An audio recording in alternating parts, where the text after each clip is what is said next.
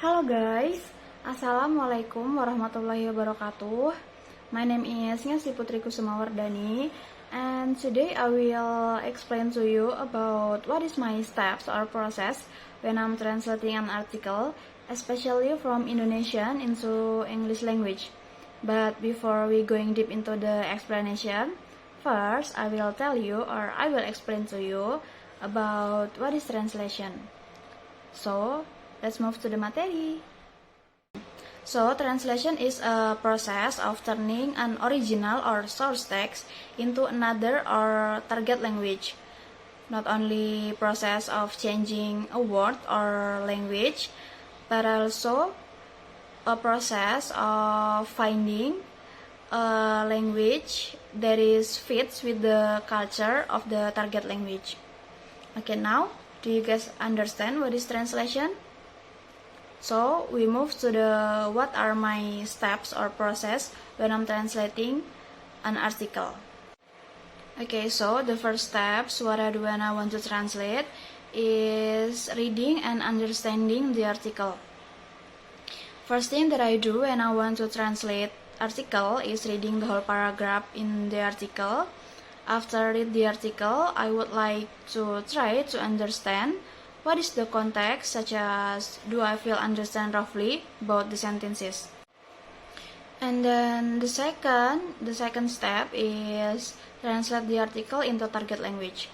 In this process, I start to translate the sentences as much as I can, or if I find difficulties in translating, I will use some online dictionary or Google Translate as assistance.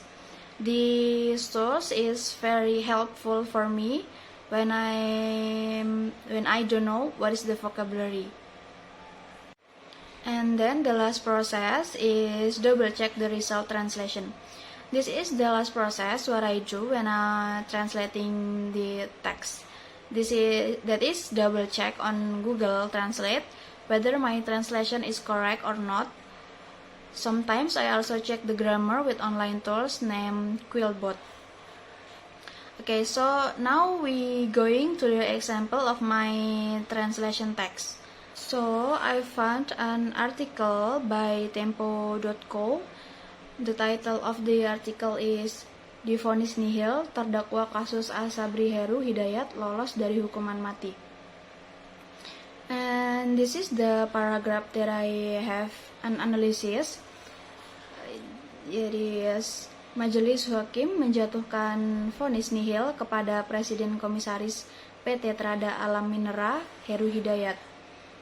Heru dinyatakan terbukti melakukan tindak pidana korupsi dan pencucian uang dalam kasus Asabri. And the translate for this article is the panel of judge gave a null verdict to the President Commissioner of PT Trada Alam Minera Heru Hidayat. Heru was found guilty of corruption and money laundering in the Asabri case. And then this is the next paragraph of the article. Hakim berpegangan pada pedoman dalam pasal 67 KUHP yang menyatakan seseorang yang telah divonis maksimal hukuman mati atau seumur hidup tidak boleh dijatuhi pidana kecuali pencabutan hak tertentu. And then for the translate in English is the judges adheres to the guidelines in Article 67 of the Criminal Code, which states that a person who has been sentenced to a maximum sentence of death or life imprisonment may not be sentenced to a criminal offense except for the revocation of certain rights. And I found a new vocabulary from I translate this text.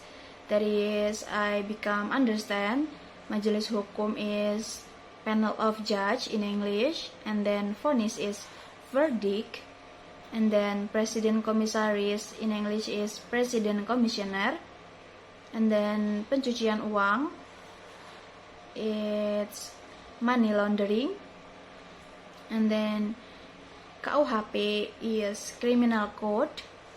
Divonis is can be said to as sentenced, and then hukuman penjara is imprisonment, and then pencabutan is revocation. Okay, so we are arrived in the ending of this video.